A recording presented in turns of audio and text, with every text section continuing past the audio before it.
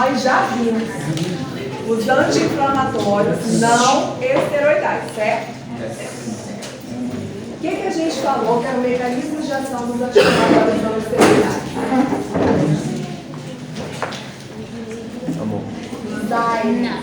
Qual o mecanismo de ação? Ó, vou perguntar isso na prova, você gosta? Que isso, professora? Tá atacada hoje, né? A gente foi votar, não deixou a gente votar. A gente foi votar, não deixou votar, agora tem essas coisas. Ah, meu Deus. Mecanismo de ação de AIDS é inibir a COX. Quem é a COX? A ciclooxigenase. O que ela faz? O que a COX faz?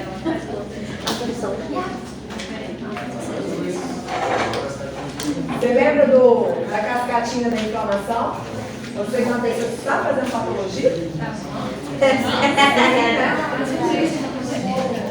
Patologia.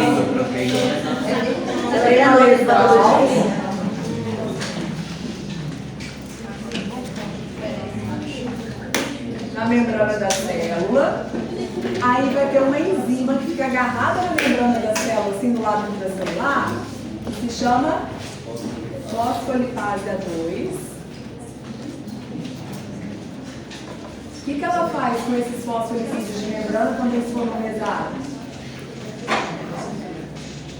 Libera a partir dela um intermediário, né, que se chama ácido araquidônico. Vou colocar ele aqui, ó.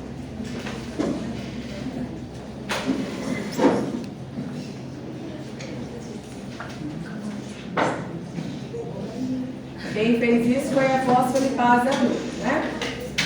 Ácido araquidônico, gente, ele vai sofrer uma reação química lá dentro da célula através da ação da COX, da ciclooxigenase, não é? E aí ele pode se transformar em 3 mediadores inflamatórios diferentes, dependendo de qual célula foi. Se for uma célula do endotélio do vaso, da parede de um vaso de sanguíneo, o que vai ter lá? Deixa eu colocar a COX aqui. Eu vou transformar esse ácido araquidônico, por exemplo, numa substância chamada prostaciclina. O que a prostaciclina faz? Vasodilatação, e ela impede a agregação plaquetária.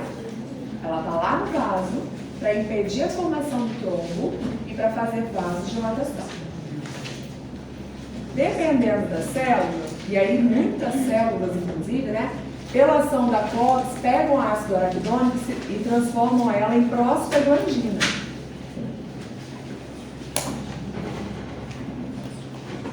Embora a prostaglandina seja um mediador inflamatório, né, tá aqui na cascata, ela também é necessária ser formada continuamente no nosso organismo. Ela tem uma parte dela que é boa e uma parte dela que não é tão boa assim. Por exemplo, ela faz essa prostaglandina uma vasodilatação para chegar mais fluxo de sangue lá no rim e o rim trabalhar melhor. Isso não vai acontecer só na inflamação. O tempo inteiro, você que não está inflamado agora, está tendo prostaglandina, fazendo vasodilatação dos vasos renais para receber mais fluxo de sangue e trabalhar melhor. Isso é um papel fisiológico dela, né? Isso faz parte da nossa constituição natural. Além disso, lá dentro do estômago, eu também preciso de prostaglandina sempre. O que a prostaglandina faz? É uma proteção da mucosa gástrica, não é? Aumenta a formação de quem protege, que é o muco, e reduz a formação de quem agride, que é o ácido clorídrico. Então, ela tem um papel fisiológico importante lá dentro do estômago. Essa é a parte constitutiva dela. É a COX-1, lembra? A COX-1 é aquela que está sempre presente, formando prostaglandina, mesmo que não tenha inflamação. Agora, se tem a inflamação, se houve essa lesão lá na membrana, a gente começa a formar mais prostaglandina em outros locais. Essa prostaglandina, quando ela chega lá no seu cérebro, ela faz com que você tenha a percepção da dor e ela faz com que você tenha uma oscilação do hipotálamo, que é quem controla a sua temperatura corporal. deixando você aumentar a temperatura corporal e ter febre. Além disso, a prostaglandina nos tecidos, ela é importante para poder fazer com que cheguem as células de defesa, o processo inflamatório seja instaurado mesmo de fato, começa a levar dor, né? Começa a levar inchaço, todos os sintomas que a gente conhece bastante ali da inflamação. Então, a prostaglandina é um dos mediadores inflamatórios mais importantes que a gente tem. E se for de plaqueta, a gente tem aqui uma outra substância chamada tromboxano A2. O que o tromboxano A2 faz? Agregação plaquetária e vasoconstrição. Ele é justamente o oposto da prostacyclina, né? Beleza. O mecanismo de ação dos AINES era vir aqui na córtex e bloquear essa córtex. Para quê? Para você não deixar formar os mediadores inflamatórios. Por isso que você reduz os sintomas da inflamação.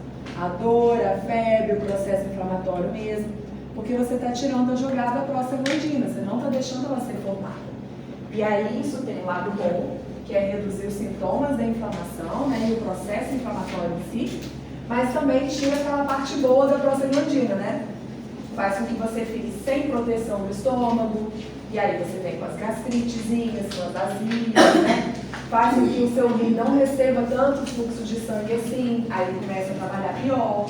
Então ela tem um lado bom e tem um lado ruim, como tudo na vida, né? Beleza. Nessa cascatinha inflamatória, tem mais uma outra via que eu não tinha mostrado para vocês, mas eu tenho certeza que você já viu isso lá na patologia de vocês. Que é uma via que pega esse ácido araquidônico pela ação de uma outra enzima chamada 5-lipoxigenase. Eu vou transformar esse ácido araquidônico em leucotrieno.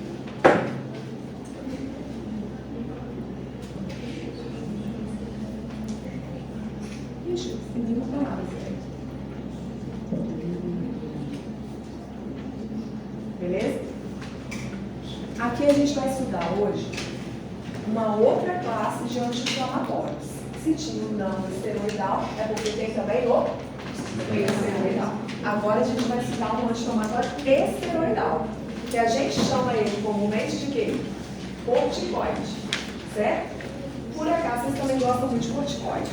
Basicamente, né, a maior parte das suas prescrições vão ser AINES, corticoide, amoxicilina, né? Antibióticos, especialmente a amoxicilina. Então, esses a gente vai ver com detalhes e vocês vão treinar, prescrever. Corticoide precisa de receita? Sim ou não? Não. Eu posso chegar lá na farmácia agora, tirando a farmácia, como é que é? Silva. Que é aquela dali, qualquer coisa você pega. Mas se eu for lá numa farmácia dessas de rede, né, que são mais rigorosas, e eu falar assim, eu preciso de um corticoide, eles vão pedir receita para comprar? Não, acho que não. Não, corticoide não precisa de receita, gente. O que precisa de receita aqui para vocês, desses que eu falei, então, vão receitar muito antibiótico, certo? Então, corticoide não precisa de receita. Pedir receita, não pedir receita, tem a ver com a quantidade de efeitos colaterais de segurança desse medicamento? Tem, eu acho. Tem ou não tem? Tem. Não. Lembra que a gente comparou lá nas primeiras aulas, a gente comparou o paracetamol com o Rivotril, com o clonazepam, lembra? É mesmo, o paracetamol faz esse negócio mesmo. Exatamente. Pedir ou não pedir receita, gente, não é porque um tem mais ou o outro tem menos efeito colateral, não é por isso. Por exemplo, corticoide é cheio de efeito colateral, lotado. Mesmo assim, vocês usam muito. Sabe por que vocês usam muito? Porque vocês usam muito uma dose só, uma dose cavalar, mas uma dose só, pá! Vocês não fazem um tratamento do paciente assim, 10 dias, 15 dias usando corticoide. Quando vocês precisam fazer o uso de um analgésico, de um anti-inflamatório assim por mais tempo, vocês prescrevem AINES. Mas antes de fazer uma cirurgia, muito preventivamente, porque você sabe que vai ter dor, você sabe que vai ter edema, tentando reduzir esses sintomas, vocês fazem quase sempre uma dose dobrada de corticoide 1 hora antes do procedimento. E e acabou. E o paciente não vai para casa tomando corticoide. É uma dose, sabe? E aí acabou. Então, tudo que a gente vai ver aqui de efeitos colaterais, gente, vocês vão lembrar. Não, para mim, se eu for simplesmente fazer o uso uma vezinha só e ele não ficar tomando esse medicamento por muito tempo, eu não vou precisar me preocupar com esses efeitos colaterais. Mas se porventura o paciente tem um monte de alergia ao anti-inflamatório não esteroidal, não sei se tem alguém aqui na sala, mas tem gente que tem alergia a quase todos os AINES. Dipirona, paracetamol, nimesulida, diclofenaco, cetorolaco, não sobra nada para ele. Sobra quem? Corticoide. Corticoide tem muito menos reação de hipersensibilidade do que os AINES. Sabe por quê? Porque muitas dessas reações de hipersensibilidade, alergia, eles acontecem por causa disso aqui, ó, do leucotrieno. AINES impede a formação de leucotrieno? Não, porque ela atua aqui na COX, não é? Ela vai impedir a formação desses aqui, ó.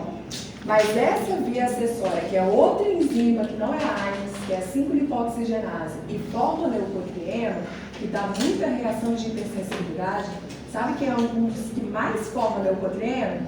Dipirona. Por isso que a gente vê tanta gente alérgica a dipirona, não é? Muito leucotrieno. O corticoide, o mecanismo de ação dele, ele atua de várias vezes como anti-inflamatório, tá? De várias formas diferentes.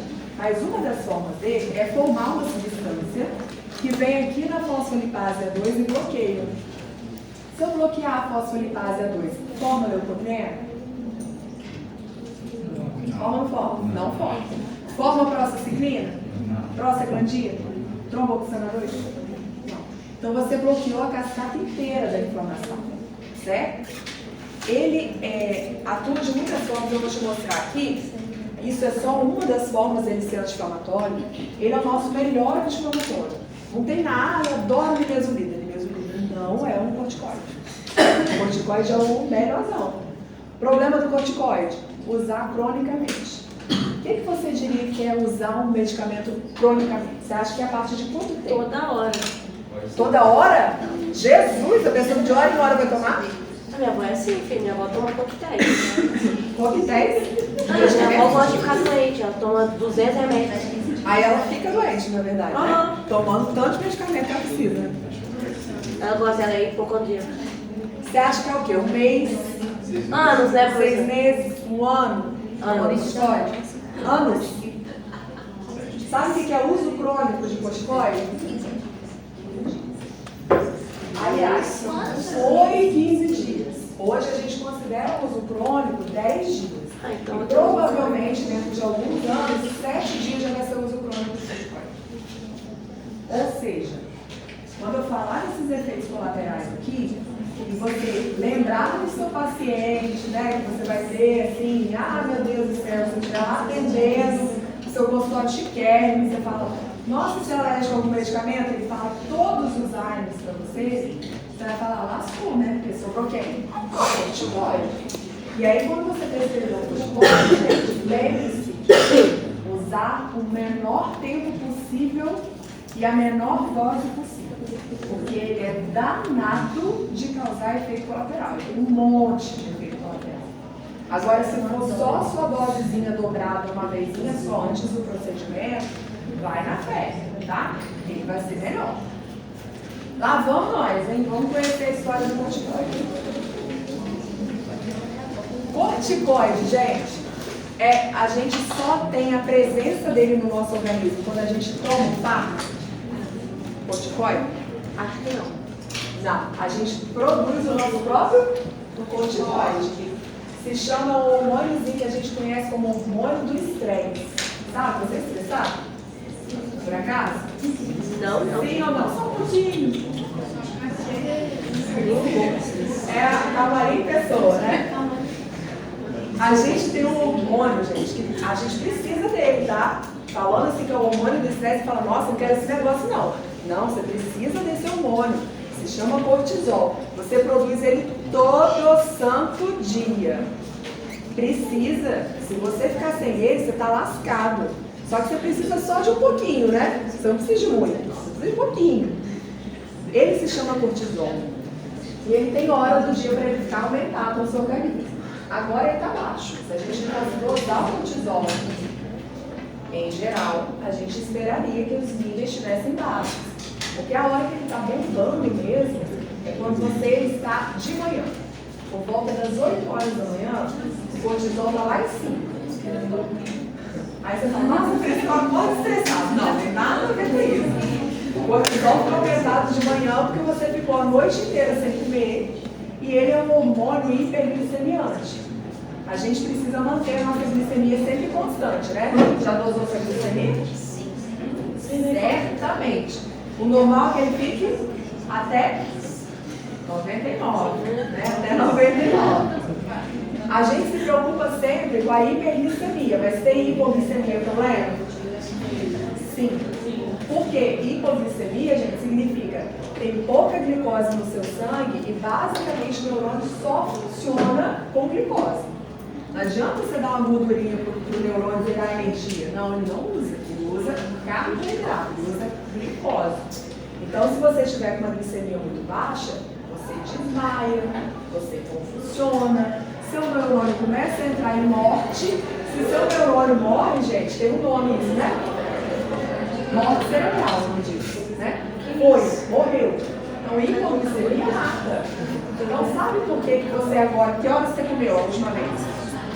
30 minutos. 30 minutos que você comeu? 5 horas da tarde. São 9 horas. Significa que você já está 4 horas sem comer. Se a gente viesse aqui e medisse a sua glicemia, você acha que ia ficar abaixo de 60, 70? Que é quando fica perigoso? Não. Por quê? Porque a gente tem hormônios, que é o caso do cortisol, né, que fazem com que a gente mantenha sempre a glicemia dentro do normal, mesmo quando você fica muitas horas sem comer. Tem gente que faz aquelas dietas, jejum intermitente, né, assim? 20 horas sem comer, aí acabou-se, né? Se não tivesse esses hormônios aqui para ficar sempre mandando o glicose do sangue, você ia ter um problemaço, né? Então ele é importantíssimo. O problema é quando a gente tem demais. Quando a gente está muito estressado, o cortisol vai lá em cima. Ainda assim, vão ser doses muito mais baixas, se a gente fosse medir, do que você tomar um comprimidinho de glicocorticoide. Tá? Esse daí, quando você toma na forma de fármaco, é porque você quer potencializar. Para que você tomaria uma coisa que você já produz? Tem sentido, né? Você não vai tomar uma dose que você produz, você vai tomar uma dose muito maior que a que você produz, que é para aumentar o efeito mesmo. Além de manter a glicemia, dele ser um hormônio hiperglicemiante, o que mais que esse cortisol faz no meu organismo para conseguir fazer com que você consiga ter benefícios no organismo? Além dele ser hiperglicêmico, gente, ele é importante porque ele é imunossupressor. O tempo inteiro a gente está em contato com algumas substâncias que poderiam desencadear um processo, né, inflamatório no nosso organismo, e ele fala, calma, não precisa disso não, ó, já resolvi, que as células de defesa estão aqui, já resolvi, não precisa ficar estressado com isso. Ou não, né? Quando existe um processo inflamatório, ele vai lá e reduz os sintomas do processo inflamatório. Então ele é essencial para o nosso organismo. Você já viu gente que faz transplante? Transplante de órgãos? Antes de fazer o transplante, o que essa pessoa tem que fazer? Já viu em filme? Ainda não. A pessoa fica assim, isolada de todo mundo, né? Com máscara, não sai na rua e tal, não sei o quê. Por quê? Porque antes de fazer o transplante, você tem que fazer uma imunossupressão naquele indivíduo para ele não ter resposta imunológica nenhuma. Porque você vai colocar nele um órgão que é de outra pessoa. E ele vai analisar aquilo como se fosse algo estranho. E a tentativa do nosso organismo é o quê? Combater tudo que é estranho. Então aí dá rejeição. Se você não fizer imunossupressão no paciente antes, você bota ali o transplante, ele rejeita aquele órgão. Por isso que é importante fazer imunossupressão. Qual é o melhor imunossupressor para o externo? Corticoide, tá? Então ele tem um monte de efeito bacana para a gente usar ele como fármaco, certo? Aqui está. No caso do uso do corticoide com uso contínuo dele, não é recomendado, né? Não é Uma recomendado. pessoa que faz transplante, ela tem que tomar imunossupressor diariamente. Tem. E então ele toma esse corticoide diariamente. Toma diariamente uma dose imensa. E aí ele fica lastrado. Mas o corticoide recebeu o hormônio. Aí depois, com o tempo, você vai reduzindo a dose, mas ele continua usando imunossupressor por muito tempo, talvez a vida inteira. Mas existem outros imunossupressores mais fraquinhos. Mas, por exemplo, se você fizer o transplante no paciente e der rejeição, começar o processo de rejeição, o único que é capaz de reduzir essa rejeição é o corticoide. Existem outros imunossupressores, tá? Não existe só o corticoide. Mas ele é tão bom, ele é tão potente, que na hora que o bicho pega, ele só sobra ele, tá? Então a gente guarda ele normalmente, né? Se der ruim, até porque ele tem muito efeito colateral para te mostrar. Beleza? Deixei essa figurinha aqui, que eles são os nossos rins. Em cima do rim tem o chapéuzinho dele, que é a glândula adrenal ou suprarrenal, né? Se a gente pega essa glândula, faz um corte nela, a gente observa que tem duas regiões diferentes. Tem a casquinha da glândula, que é o córtex, e tem a meiuca dela, que é a medula. Aqui a gente vai falar primeiro do fisiológico, né? Daquele que a gente produz. Dessa casquinha da nossa adrenal sai o nosso hormônio, cortisol, que a gente produz todo santo dia.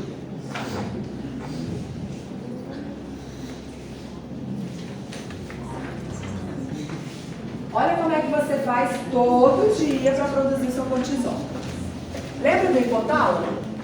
O que eu tinha falado do hipotálamo mesmo? Uma regiãozinha lá, sério? Controlava temperatura corporal. Lembra que quando a prostaglandina chegava lá, deixava ele perturbado, e aí a temperatura ia aumentando e a gente tinha febre, né? Sim. O hipotálamo é um bicho que trabalha pra caramba, tá? Ele tem um monte de função. Por exemplo, ele é produtor de hormônios. Ele produz todo dia um hormôniozinho chamado hormônio liberador de corticotropina. Olha o nome, né? Foi produzido lá no hipotálamo. Embaixo do hipotálamo no nosso cérebro fica uma glândulazinha chamada hipófise. Ele vai na hipófise e estimula a produção de um hormônio chamado corticotropina, ou ACTH. Provavelmente, se você já ouviu falar dele, você ouviu com essa siglazinha aqui, ACTH, que é a corticotropina. Sabe que horas que ele aumenta? 6 horas da manhã. 6 horas da manhã, a ACTH está lá em cima. O que ele faz? Vai na sua suprarrenal e estimula a produção do cortisol. 8 horas da manhã, seu cortisol está lá em cima. Então, todo dia essa cascatinha acontece. Por volta das 5 horas da manhã, o hipotálamo libera o hormônio liberador de corticotropina. Vai na hipófise, 6 horas da manhã, a ACTH aumenta. Vai lá na adrenal, estimula por volta das 8 horas da manhã a produção do cortisol, todo dia. Para não produzir muito cortisol, toda vez que você produz ele fala para o hipotálamo e para a hipófise, ó, não precisa mais desses hormônios aqui para me estimular, já fui produzido, tá tudo certo. Então, 8 horas da manhã está lá em cima, depois reduz, certo? Isso aqui vai acontecendo todo dia. Quais são as funções desse cortisol? Entendi? Depende. Se a pessoa não dorme de noite, é isso? Ela trabalha à noite, Tem gente, por exemplo, faz plantão de noite em escalas de 12 por 36, assim. Aí tem, cada hora dorme no horário, tem um negócio doido assim, né? Isso acaba com um monte de hormônio nosso. Por quê? Porque esses hormônios, muitos hormônios, têm horário. Considerando que você dormiu durante a noite e está acordado durante a manhã. Se você não fez isso, fui pra balada, cheguei 6 horas da manhã. Beleza, isso aqui não vai estar funcionando às 8 horas da manhã. Certo? Eu hoje não dormi bem, tive insônia. Lascou todo o seu funcionamento. Não só do cortisol, tá, gente? De um monte, vários hormônios. Vários hormônios, se não falar todos, tem horários para ele ficar aumentado. Bom? E tem nome demais. Quem dorme demais tem Produz demais. Produz não. Também, Sinto muito. o dia todo. Bom, aí voltando. O que o cortisol faz? O cortisol vai aumentar a nossa glicemia, igual eu falei para vocês. Ele faz com que você reduza a resposta alérgica, a resposta inflamatória e a resposta imunológica. Você já viu corticoide sendo usado, por exemplo, para quem tem asma? Já? Quem tem asma, gente, basicamente o tratamento é um broncodilatador para te tirar da crise e um corticoide para evitar que você tenha novas crises. Tem até um inalatório, que é o Clenil, né? Que eu não sei se vocês já ouviram falar, que é a declometasona. Declometasona é corticoide, né? Certo? Aliás, os corticoides eles sempre têm lisona, né? De tão bagunçador que ele é. Professor, os de alergia também são? Tem corticoides de alergia? Não, Porque minha mãe ficava alérgico. puxando minha cabeça pra mim não ficar tomando muito, que ia ficar, que ia me engordar, que o caraca. Ué, mas eu tô comendo todo tipo de negócio. Tenho medo. Então, quando você faz uso de antialérgico, não, que ele é outra classe. Não é mentira. Agora, se você está usando um corticoide visando o efeito antialérgico que ele tem, aí sim eu concordo com você, que vai ficar inchado. Tá? Mas o antialérgico mesmo, não está muito não. Não, é mentirosa. E retenção hidrossalina, perda de potássio, perda de hidrogênio, que é uma bagunça que ele faz também, entre outros, né? Olha que bonita essa cascatinha aí, gente. Não precisa estressar com ela. Eu só quero que você olhe para cá, ó, para saber por que ele chama esteroidal. Por que esse é um anti-inflamatório esteroidal? Né? Porque os outros são não esteroidais, beleza? O que é ser um esteroidal? Ser esteroidal, gente, significa uma molécula que veio a partir do colesterol. Sabe o colesterol? Tem? Aquele que você dosa? O sangue? Não tem colesterol que ele chama de bom e o outro que chama de ruim? Como é que é o bom e o ruim? O bom é qual? Você confunde? HDL é o bom e o LDL é o ruim. LDL é o ruim, gente, porque ele tem mais capacidade de ficar entupindo seus vasos, né? De trazer problema e tal. Mas ele é essencial. Sabe por quê? Porque essa moléculazinha aqui, ó, que forma vários dos nossos hormônios esteroidais, veio do LDL, do colesterol ruim. O colesterol ruim, ele é ruim porque quando ele está em excesso. Mas ele é essencial. Se você ficar sem colesterol LDL, você está lascado. Sabe quais são os nossos hormônios esteroidais? Além do cortisol? Temos hormônio sexual feminino, estrogênio e progesterona. Hormônio sexual masculino, testosterona, vitamina D, aldosterona, esteroides anabólicos, um monte. Então, um monte de molécula veio a partir do LDL. O LDL é extremamente importante, ele só pode aumentar. A partir dele, a gente vai fazendo um monte de reação química até chegar na formação realmente do cortisol, por exemplo. Por isso que ele é o nosso anti-inflamatório esteroidal. Ele veio a partir da molécula do colesterol. E os outros que a gente tinha visto antes? Não vieram na molécula do colesterol, portanto, eles não são esteroidais. Ok? Olha o que eu deixei aqui. Analisa comigo, gente. Aqui é a ACTH, essa linhazinha mais fininha. E aqui embaixo o cortisol, acho que é. Sabe o que ele está mostrando? Ao longo do seu dia. Qual é o momento que você produz mais cortisol, mais ACTH? A gente observa que, ó, iníciozinho aqui é o sono, tá vendo? Aqui, cafezinho da manhã. No meio você acordou, né? Olha o que aconteceu com os níveis de ACTH e de cortisol. Máximo de efeito. Só que você observa que ao longo do dia a gente também tem alguns picos. Qual é o momento que tem esse pico? Entre as refeições. Entre o almoço e o lanche da tarde, aumentou. Depois, entre o lanche e o jantar, aumentou de novo. Entre o jantar e o lanche, a pessoa faz lanche pra caramba, né? Vai aumentando. Toda vez que a gente fica muito tempo sem comer, o cortisol aumenta. não é o mesmo pico que a gente tem quando a gente acorda, ou quando você está dormindo por volta das 8 horas da manhã. Aí é o máximo, tá? Mas ao longo do dia a gente também vai tendo alguns picos de produção desse hormônio, tá? Toda vez que a glicemia é baixa. Esse é o quê? Então a gente tem um hormônio que é chamado hormônio da fome. Que não é o caso, que chama grelina, o hormôniozinho da fome.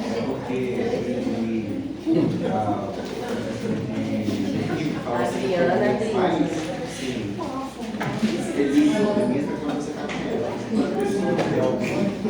sei lá, passa com estresse, entendeu? Quer dizer, que eu manejo assim, o cérebro mais reage positivamente quando está no meio. Isso é verdade, porque tem um monte de substância que acontece. Aí eu vi quando a pessoa come, é porque ele não precisa aumentar a sua glicemia, só por isso. Olha o mecanismo de ação dele, gente. Se ele veio da molécula do colesterol, que a gente falou que ele é esteroidal, significa, você acha que ele vai ser hidrossolúvel ou lipossolúvel? E aí, me conta. Ele veio da molécula do colesterol. O colesterol é lipídico, gordura. Se ele veio da molécula do colesterol, ele também tem uma estrutura lipídica, né? Lipossolúvel, hidrofóbica. O que significa, gente, que como ele é muito lipossolúvel, ele tem facilidade de atravessar as membranas das células, porque ultrapassa o meio dos fosfolipídios. Não é um empecilho para ele chegar um fosfolipídio e ele ficar paralisado. Não, ele atravessa com muita facilidade.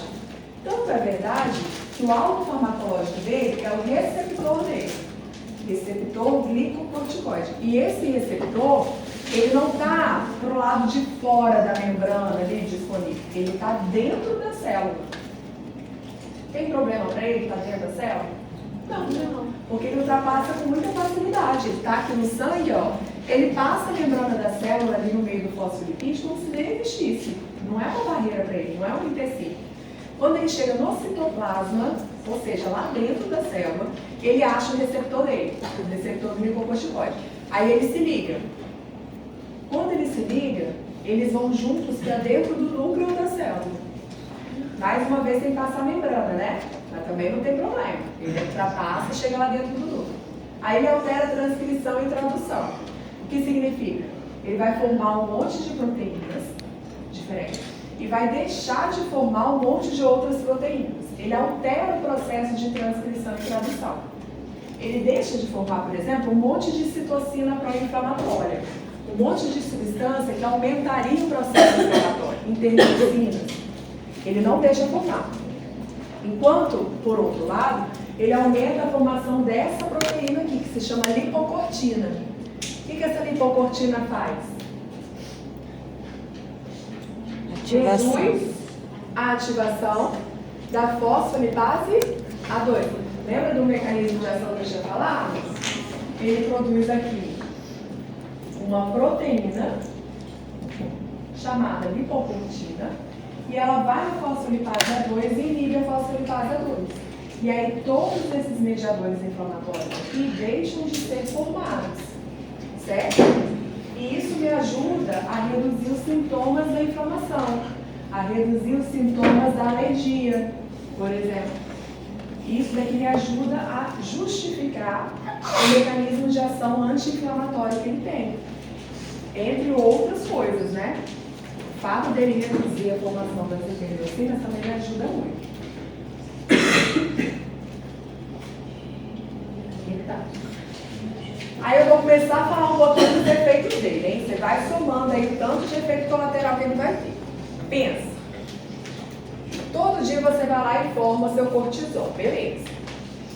Sabe o que ele faz para manter a sua glicemia aumentada? Toda vez que estiver baixa, ele vai lá dentro do seu fígado.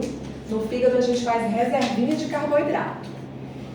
O tempo inteiro na vida a gente não fica comendo, né? Então a gente precisa fazer uma reserva energética. Então tudo que você comeu de carboidrato, ficou sobrando, não precisou da utilização naquele momento, aquilo vai ser transportado lá para dentro do fígado e o fígado faz um estoquezinho de carboidrato, se chama glicogênio, certo? Já viu o glicogênio, tá? Beleza.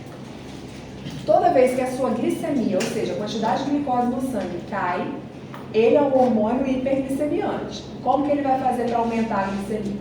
Ele vai lá no seu glicogênio, degrada aquele glicogênio para virar glicose e lança essa glicose na circulação. Beleza? Manteve a sua glicose dentro dos valores esperados. Problema: quando você usa ele na forma de medicamento, a gente vai fazer uma dose maior do que o normal, concorda? Porque o normal você já está produzindo, não está dando conta. Então você vai aumentar o efeito dela. Para aumentar o efeito, você está aumentando a dose. Quando você faz essa dose muito grande, o que ele vai fazer? Vai no seu fígado, pega o seu estoquezinho de carboidrato e vai lançando aquilo tudo na circulação. O que acontece com a glicemia? Aumenta. Aumentar muito a glicemia tem um nome, não tem? É uma doença, né?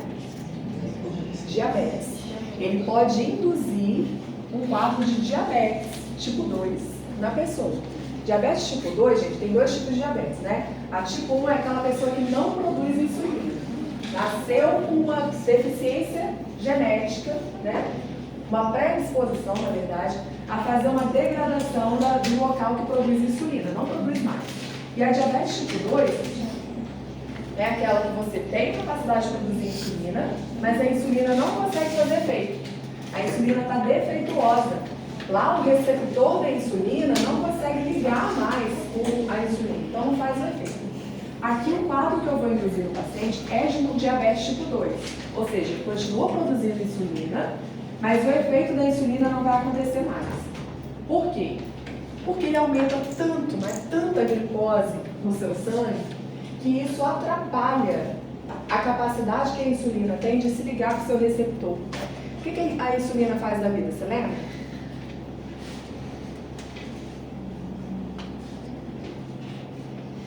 Por que o paciente diabético que não tem insulina, tipo 1, por exemplo, por que ele fica com aumento da glicemia? Ele vai dosar, não está até 99. Às vezes está acima de 126, mas às vezes está 300, 350. O que aconteceu com essa pessoa? Não tem a quantidade de insulina suficiente para transportar o sangue, tá certo? Isso aí. A insulina pega aquela glicose que está no sangue e consegue levá-la para dentro das células. Para quê? Para gerar energia para aquela célula. E quando ela leva para dentro da célula, o que aconteceu com a do sangue? Reduziu. Então ela é um hormônio hipoglicêmico. Se eu tenho um indivíduo que não produz insulina, ele fica hiperglicêmico, né? Porque não tem como baixar. Beleza?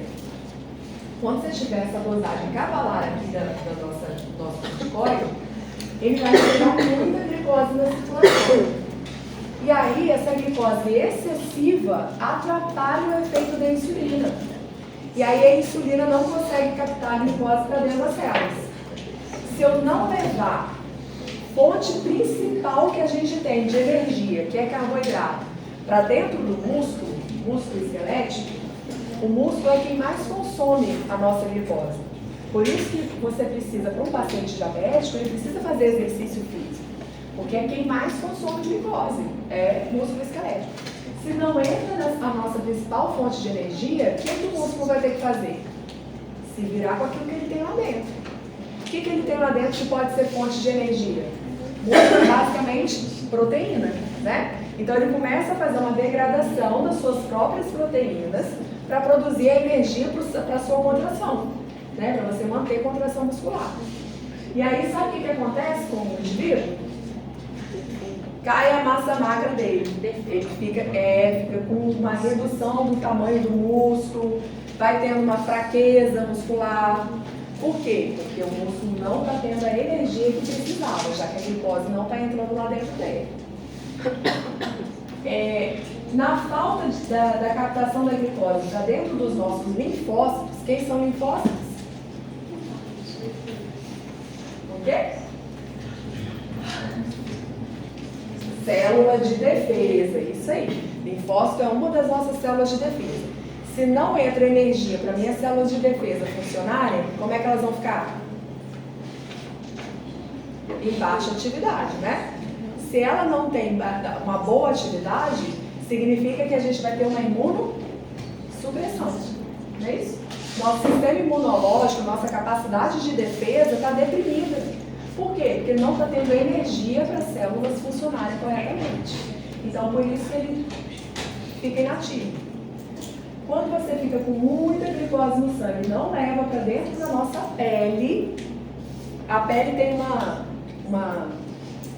célula que é capaz de produzir uma proteína importantíssima para a nossa pele, chamada colágeno. Mulherada com certeza sabe do que eu estou falando, né? Colágeno é a nossa proteína de suporte. Então, à medida que a gente vai envelhecendo, o colágeno vai diminuindo a sua capacidade de produção de colágeno. Aí a pele, ao invés de ficar toda, né, tendo estrutura e tudo, ela vai derretendo. Por quê? Falta de colágeno.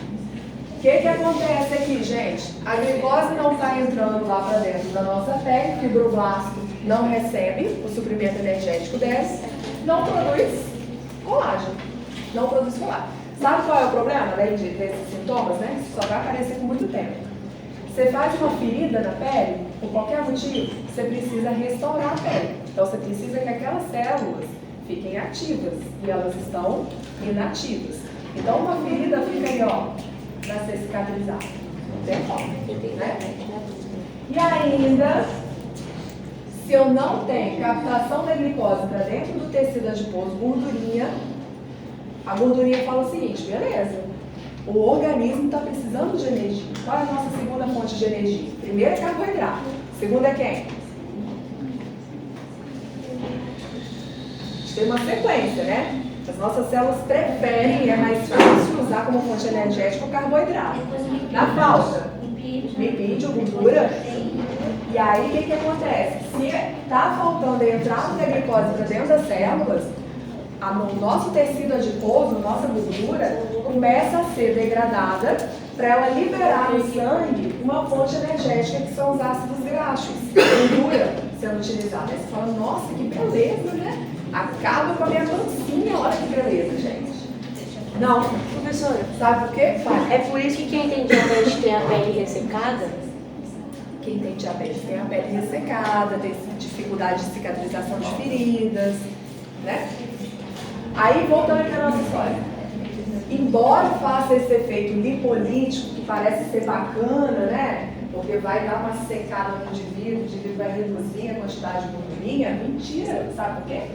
Porque ao mesmo tempo que faz isso, o corticoide, gente, vai no nosso cérebro e ativa o centro da fome. Quando você toma corticoide, você quer comer até a parede de casa, de tanta fome que dá. Então não adianta fazer degradação de lipídios se você está comendo mais do que você está gastando. Ele engorda no final. Olha que tristeza. Engorda, né? Embaixo. Diminui sua massa muscular, você vai ficar com atrofia muscular. A sua pele vai ficar toda ressecada, sem isso, sem estrutura, né? Para poder ficar ali. Imunossuprimido. Olha que tristeza. E eu nem comecei nos efeitos colaterais direito aí. Isso é só o início da nossa história. Só para você ver o estrago que ele vai fazendo, tá? Sabe o que ele pode fazer com o indivíduo também? Deixar ele hipertenso. Ele não tinha problema nenhum com esse negócio de pressão arterial. Normotenso. E de repente começou a usar o corticoide e ficou hipertenso. O que ele faz? Ele vai ativar todos os mecanismos que a gente tem para fazer vasoconstrição. Os nossos vasos que tinham um calibre grandão, né? Aí o sangue passava com facilidade lá dentro dos vasos. Agora a mesma quantidade de sangue vai ter um espaço muito menor para ele ficar. O que acontece com a pressão lá dentro? Aumenta, né? Só hora que ele faz isso, ele vai no coração e faz um estímulo direto no coração, para o coração aumentar a sua capacidade de contração. O coração contrai com muita força. Se ele contrai com muita força, isso também aumenta a pressão arterial. E ele ainda vai fazer retenção de sódio. Ao invés do sódio ir embora na urina, ele volta para o sangue. E sódio é osmoticamente muito ativo. Quando ele volta para o sangue, ele atrai molécula de água. Aí o volume de sangue da gente aumenta. Lembra que tem um espacinho pequenininho do vaso? Agora tem mais volume ainda lá dentro, mais sangue ainda. E agora? A pressão lá dentro dos vasos está imensa. O indivíduo fica hipertenso. Hipertenso pro resto da vida, gente? Não. Enquanto você estiver usando o corticoide, beleza? E se o paciente tiver que usar e teve crise hipertensiva? Não posso parar. E aí? Aí, além do corticoide, você vai usar um anti-hipertensivo, tá? Efeito na função renal, mesma coisa que a gente tinha falado. Lembra que a falta da prostaglandina não deixava o rim funcionar bem? Ela está sendo produzida aqui? Não, então o problema continua, né? Mesmo problema. Efeito sobre órgãos endócrinos, sobre outros hormônios. Ele inibe a produção de um hormônio chamado hormônio tireoestimulante. Você já dosou isso, eu tenho certeza absoluta. TSH. TSH e T4 livre. É exame para saber, sabe o quê? Se você tem hipo ou hipertireoidismo, né? Que são duas doenças muito preocupantes que têm que ser tratadas. Ela faz você reduzir o TSH. O que significa que provavelmente seus hormônios da tireoide vão ficar reduzidos, levando a uma doença chamada hipotireoidismo. Então a gente está vendo paciente que já ficou morto, não é isso? Com a pele toda lascada, com a redução de massa magra, hipertenso e agora com hipotireoidismo. Certo? Hormônio de crescimento. Reduz o hormônio de crescimento. Ah, então não vou dar isso para criança, não. Pode? Corticoide para criança? Pode ou não pode? Pode. AINES para criança quase não usa. Sabe o que pode de AINES para criança? Paracetamol, dipirona, ibuprofeno, naproxeno. São 4 dos AINES. Pode dar nimesulida para criança? Não. Pode dar diclofenaco para criança? Não. Pode dar cetorolaco para criança? Os melhores anti-inflamatórios mesmo, que eu tô falando, tá? Não pode para criança. E se a criança tem inflamação? Trata com o quê? Corticoide, tá? Por isso que a gente vê, principalmente criança asmática, usa corticoide pra caramba.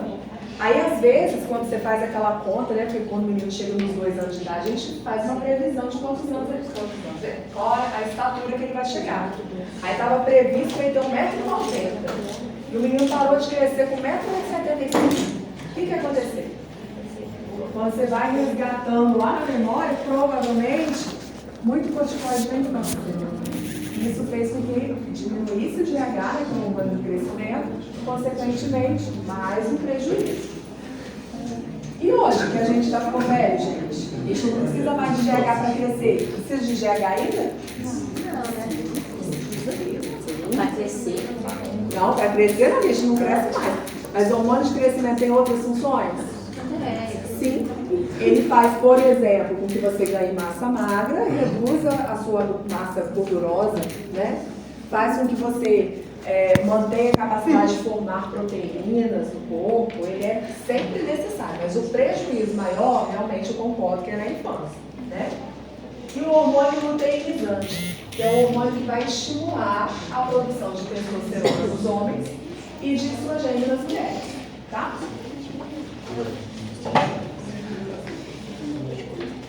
Deixei aqui o que ele faz com relação ao crescimento, gente, que é uma inibição da formação do hormônio de crescimento. Aqui, ó, glicocorticoide exógeno, que é um fármaco, né, vai fazer com que a cascatinha da liberação do hormônio de crescimento fique reduzida.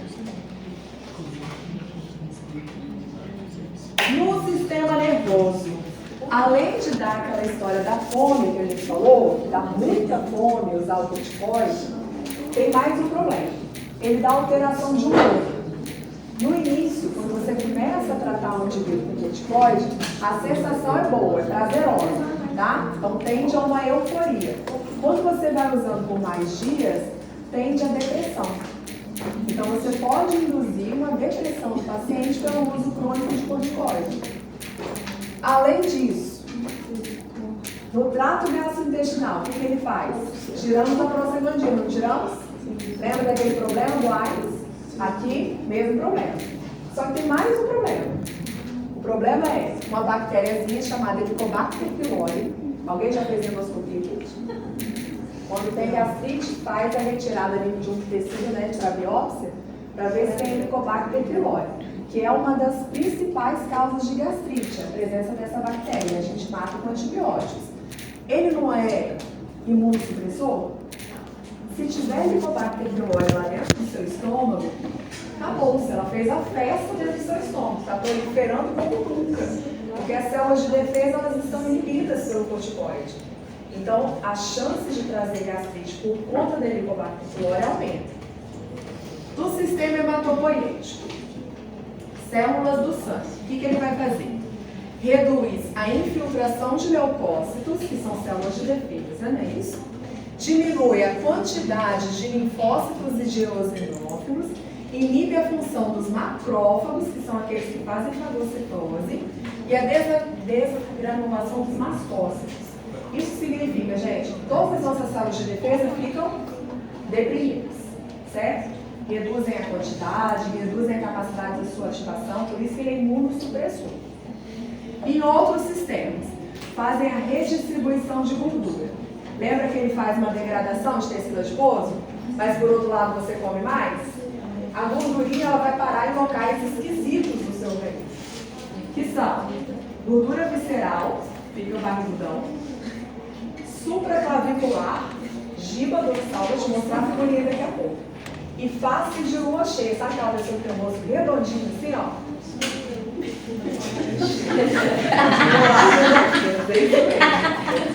Só pra você eu volto, tá? Só pra você ver a figurinha,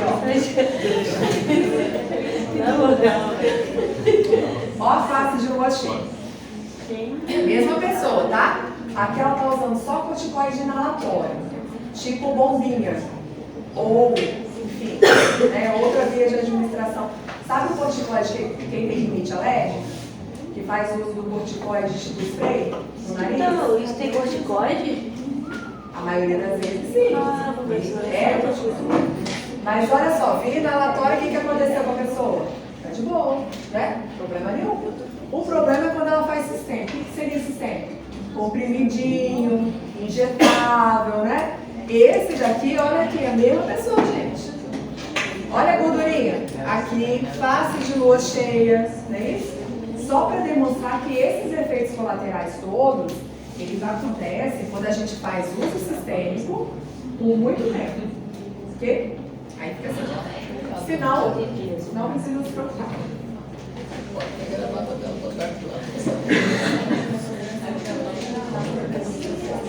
Tá ok?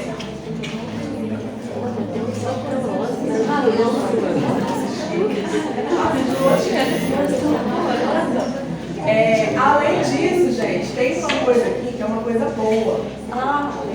Graças a Deus! Sempre tem um arco-íris. Foi uma coisa boa em algum momento da vida, ou será, né, para algumas meninas aí. Estimula a produção de surfactante pulmonar no sangue. Sabe quando a gente tem alguma pessoa, assim, algum caso que você conhece, de mulher que entrou em trabalho de parto prematuro, e aí todo mundo fica muito preocupado? Normalmente a gestação ela dura 40 semanas, né? Vocês acham que o feto está a termo, ou seja, o feto está pronto para nascer a partir das 37 semanas. Se começa a vir, né, com indicativos aí, algumas contrações antes da hora, né, ou um parto mesmo já iniciado prematuro, a gente costuma ficar muito nervoso com isso. Um dos motivos é a falta de preparo do pulmão. O pulmão ainda não está maduro para aquela criança nascer. Por quê? Porque o pulmão, enquanto está dentro da nossa barriga, né, o pulmão não está funcionando para aquela criança. Mas à medida que nasceu, aí entra ar dentro do pulmão, porque ela só tinha líquido, né? Entra ar. Para isso, o pulmão ele tem que expandir. Lá dentro do pulmão tem umas estruturas super pequenininhas, assim, que são os alvéolos. Esses alvéolos, eles ficam colabados, fechados, se não tiver a produção de uma substância lá dentro dele, chamada surfactante pulmonar. Surfactante pulmonar, ele começa a ser produzido numa quantidade assim, boa, né, para não deixar o pulmão ficar colabado, por volta da 33ª até 36ª semana. Por isso que a gente diz que o pré-parto pode vir a partir das 37 semanas, que aí você já tem surfactante pulmonar. Se aquela mulher entra em trabalho de parto prematuro, e der tempo ainda, né? Ela só teve algumas contrações e tudo, ela vai tomar uma injeção. Uma injeção intramuscular de um corticoide chamado betametasona. A betametasona, ela vai chegar lá dentro do pulmão do bebê e vai estimular a produção desse surfactante pulmonar, que só seria produzido naturalmente lá na frente. Então já estimula precocemente, para amadurecer o pulmão do bebê. Você já ouviu falar isso? Sim. Porque senão aquela criança pode nascer e o pulmão ficar fechado, não ficar abertinho. E aí ela não consegue respirar, morre, né? Síndrome da angústia respiratória, chama. Então a gente precisa expandir aquele pulmão. Quem faz isso é o corticoide, certo?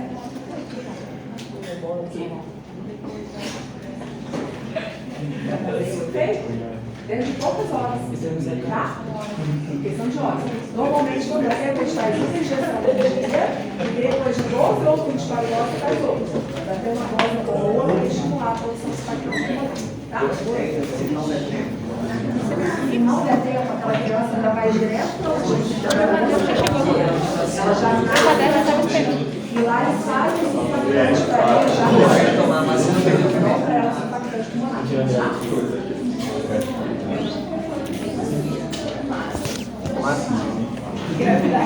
Vou fechar aqui, tá? Só para mostrar aqui umas células. Já vou fazer essa chamada. Aqui, ó. Mostrando as células dentro do nosso estômago produzindo ácido clorídrico.